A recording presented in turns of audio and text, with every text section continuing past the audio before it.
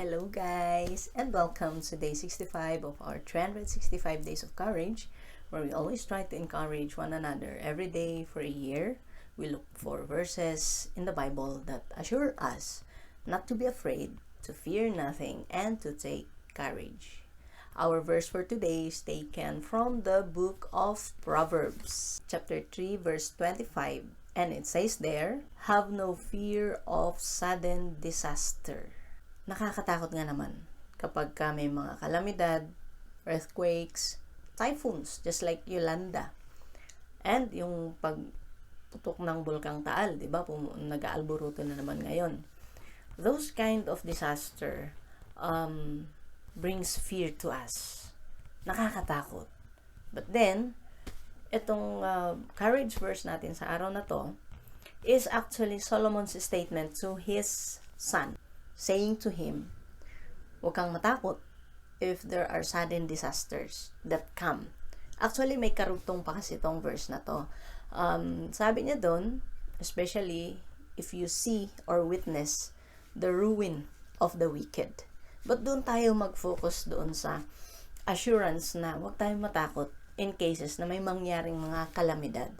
Now, the Philippines is suking-suki ng mga sunod-sunod na trahedya.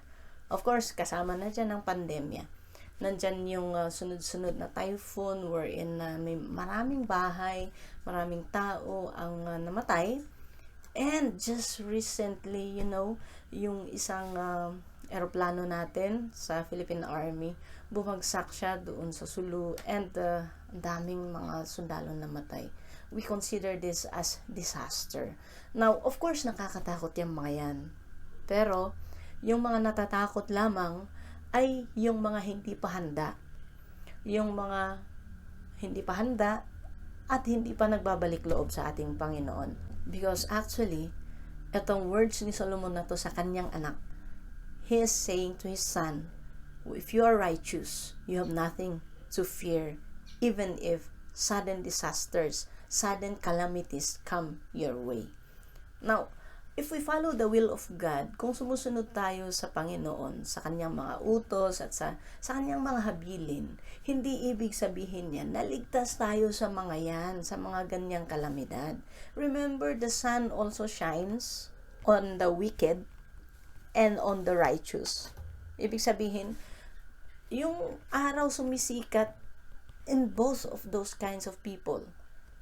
Hindi naman pwedeng sa righteous may araw sila and then sa mga wicked is gabi. Hindi pwede yon. And just like the rain also falls on both the wicked and the righteous.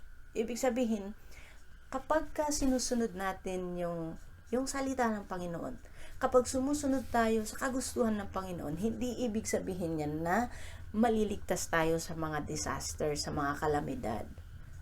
We will all experience the same disaster. And especially this pandemic, hindi lang righteous and wicked ang apektado, kundi the rich and the poor are affected alike.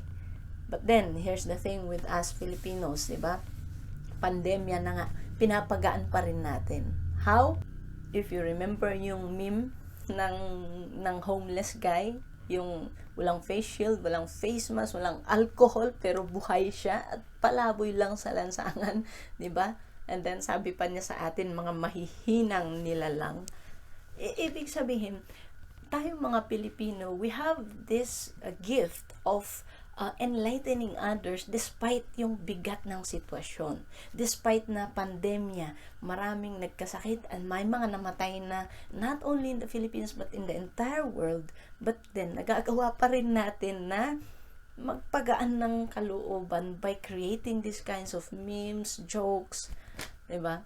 Ibig sabihin, we will survive this. Hindi porke tayo mga Pilipino is nagagawa pa nating tumawa sa gitna ng pandemya na to, ay hindi tayo takot. For all we know, takot lang tayo talaga. Kaya natin gustong pagaanin yung sitwasyon. Kaya tayo nag-create ng memes and jokes na kung saan nakakatulong din naman tayo sa mga nanonood, nagbabasa, na kahit tayo ay takot, nagagawa pa rin nating ngumiti at tumawa.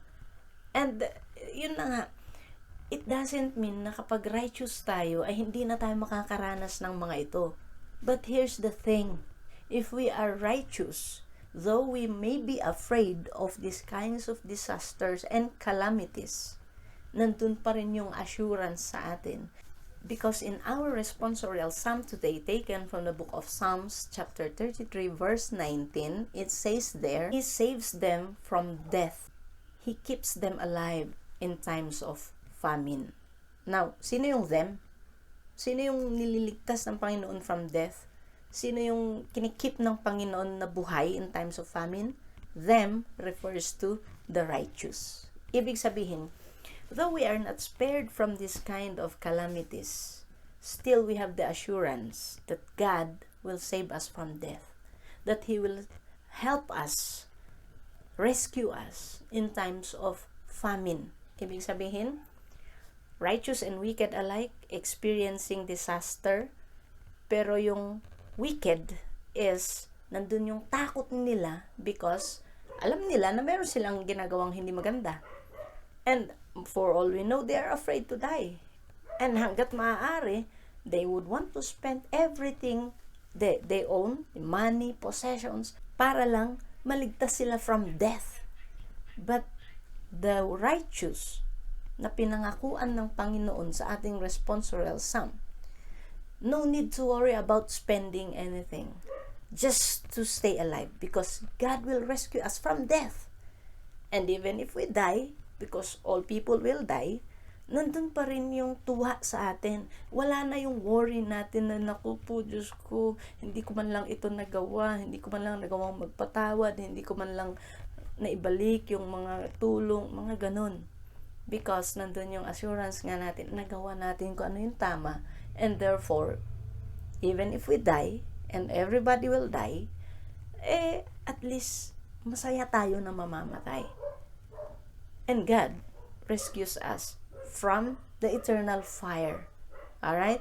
And if in case we will survive, then He will also save us from famine. Ibig sabihin, He will provide.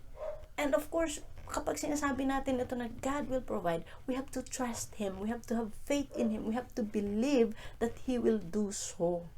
So, yun yung assurance na nasa righteous. But as for the wicked, syempre, maya't maya natatakot sila na baka anytime kunin na sila ng Diyos or ng Diablo.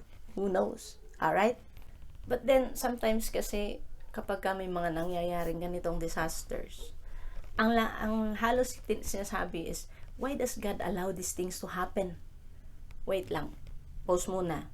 In the first place, si God bang nagpadala ng disaster na yan?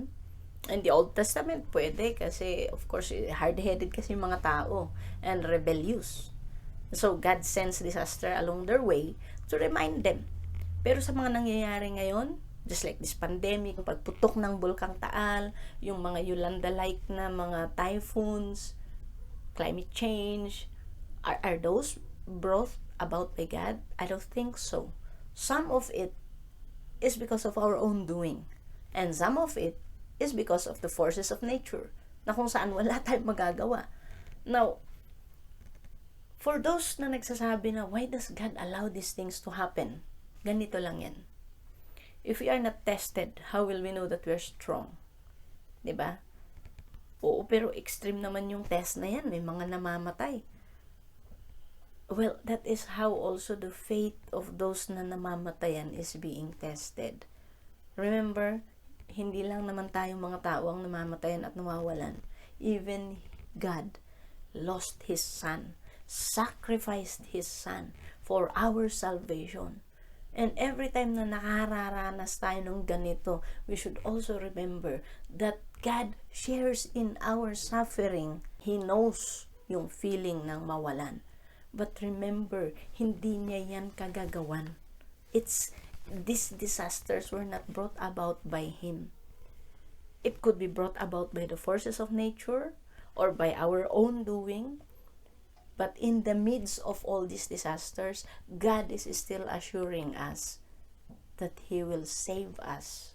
He will rescue us. And so what should we do, guys? Now, itong mga disasters na to, yung mga near-death experiences, yung mga apocalypse, etc., mga signs, are warning sa mga wicked. Na kung saan, you need to straighten up your lives. You need to go back to God. You need to pray, ask for forgiveness, and resolve to sin no more. And for the righteous naman, rest assured that God will save you. God will be with you in your times of suffering. He will carry you just like how He carried the man dun sa kantang Footprints in the Sun. So, yung assurance na yun ang magpapalakas ng loob natin para hindi tayo matakot. So, disasters will come.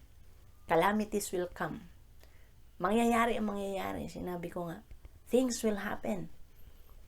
And through all those things na mangyayari, kapit lang tayo sa Kanya, guys. Because sa Kanya, makakaramdam tayo ng peace of mind, ng katahimikan ng ating mga kaisipan, na hindi tayo magwo-worry because we know that everything is in God's hands. So, yun lang, guys. Alright? So, do not worry about sudden disasters. Pray lang. Kapit lang sa Kanya. And trust that all of this too shall come to pass. Remember yung audience ko sa isa sa mga episodes natin, yung mga bata, yung group of youth, anong sabi nung isa doon? Lahat ng mga yan, they will come, but they will also come to pass. They will not come to stay with us. Alright? Isa lang ang siguradong mag-stay with us, and it is God. So, sa Kanya lang tayo. Okay, guys? Alright, thank you once again for watching and for always tuning in. And I hope to see you tomorrow for day 66 of our 365 days of courage. Bye, guys!